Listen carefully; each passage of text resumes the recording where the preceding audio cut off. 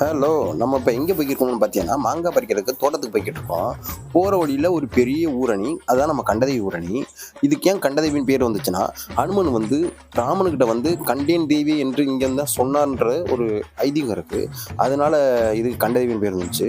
அப்படி நம்ம அந்த கண்டதேவியில ஒரு குடியில போட்டு அங்கிருந்து நம்ம கிளம்பிட்டோம்.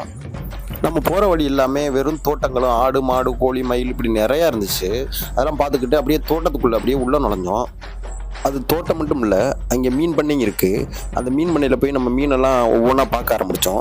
அத சுத்தி ஒரு கிணறு இருக்கு. அதையும் சுத்தி பார்த்துட்டு, அப்படியே மீன ஒவ்வொன்னா பார்த்துக்கிட்டு வந்தோம். இதான் ஃபாக்ஸ் டெயில். இது நம்மளோட கப்பி பீடிங் போட்டிருக்க கப்பி ஐட்டங்கள்.